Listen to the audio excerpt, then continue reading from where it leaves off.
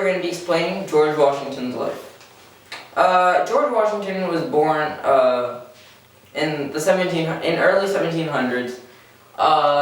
He lived in Virginia with his dad and his stepmother, as his mother had died during childbirth. His stepmother was known to be a very mean woman, and he was very excited to move away with his half-brother once he got the opportunity, as his older half-brother was very kind to him, and George often looked to his older stepbrother as a role model. His stepbrother lived in Mount Vermont in Virginia. He moved there and he lived on a farm that was about 5 acres wide, or 5 acres in total. He had a gifted education. He went to fancy and expensive balls. He wore formal clothes and he acted like a gentleman.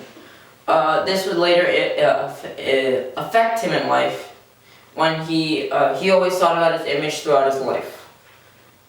During then he always wondered about during then he started getting teeth problems and began to lose his teeth, which eventually made him get dentures.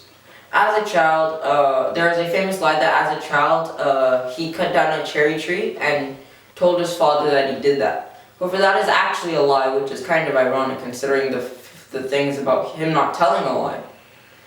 However, it was made to make George Washington look like a really good person, and perfect in a sense. When he was around 20, he joined the U.S. Army as a result, as the French and Indian War had just begun, and it was a fight between Great Britain and the French and the Native Americans that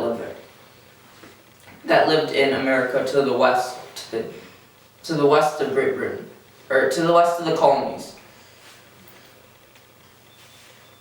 After that war, he lived in the country as he retired in a sense. So he married a woman known as Martha Curtis. She was a rich widow who had 2 kids, Patsy and Jackie. Patsy died as a result of seizures, and Jackie died as a result of disease. The colonies began breaking away as Britain added a stamp tax. They showed revolts of this stamp act as they despised it, as it was unacceptable for them. So then they burned the stamps that they bought and protest. And in New York, they protested against British soldiers. And then, in response to those revolts, Britain gave the Tea Act, which taxed tea, and they had to pay more for tea. So then a group of patriots known as the Sons of Liberty began to, dressed up at night as Native Americans. They went onto a British ship with tea, and threw out all the tea, declaring independence. The American colonists tried to declare independence as they thought that their rules were unjust and they were putting too many harsh taxes. During this time, George Washington lived in Mount Vermont as his half-brother had died of disease or war. So he inherited all the farms, and even though he was thought to be a good leader, he, like most in the South, he had slaves, and he saw slavery was bad, but he didn't really try anything to change it because that's just the way it was. So, slavery was common in the U.S. at that time. They kidnapped people from Africa and sold them through slave auctions, and they didn't really have any rights until after the Civil War. When war broke out between the American colonies and Britain, the army had asked George Washington to become general.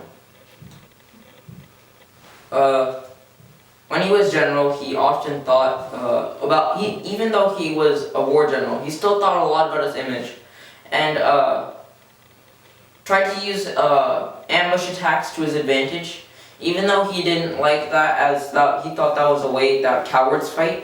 It was successful, and that was good in the beginning, middle, and end.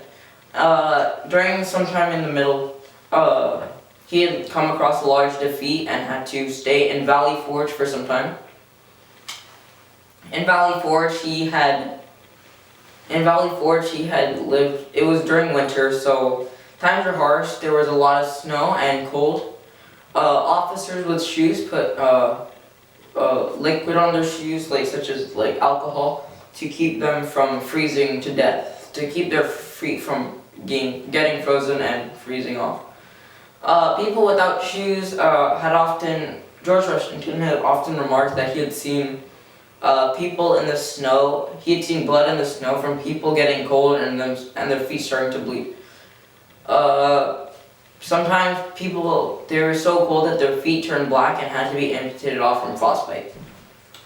But during this time, he had made deals with the French, and a military general known as Baron von Steuben had joined the army and trained the soldiers to be professional and a well-rounded and working together army. So they were more professional and worked as a group.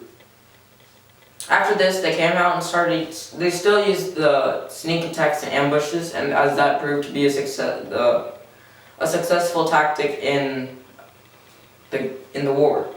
They used those and other tactics to beat the British, and eventually they won the war as they had ambushed the British general from all four sides, and he couldn't escape. However, it took 2 years to actually even get to the treaty that recognized America as a country.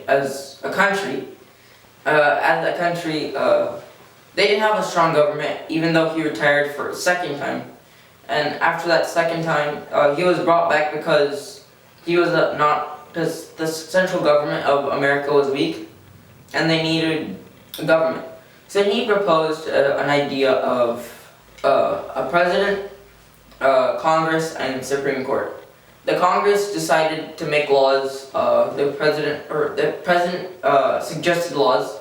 Congress approved the laws, and Supreme Court made sure those laws were just. During that term, he ended 4 years and lived in New York during that time. And then after that, he wanted to quit job and retire, quit being president and retire. However, the people told him that he should go for a second term. So he did that, and it still helps. However, this time there was a revolt against farmers, a revolution of farmers, as they didn't want to pay such high taxes for corn. They resolved that, and he wanted to retire again. However, they told him to do a third term, and for the third term, he did that, and decided that 3 times was enough, and he decided to retire. King George III had told him, or remarked, that if George Washington had given up his power to be president, he would have been the greatest man alive. So during that, after the third term, he retired, but didn't live long during his retirement. At 67 years old, he had caught a cold after working too long in the cold, and he had gotten a throat infection. It didn't get better, and he was on his deathbed. Later, he died at 67 or 68 years old. So, as a result, Congress and the Supreme Court decided that they should build a monument to honor his life. And that's why the Washington Monument is built. In the Washington Monument, they decided that because of his legacy, no building in Washington, D.C. is allowed to be built bigger than the Washington Monument, or taller. Mount Rushmore is a mountain in North Dakota that they used to build a monument in America. There are 4 faces on it: Thomas Jefferson, George Washington, Theodore Roosevelt, and Abraham Lincoln.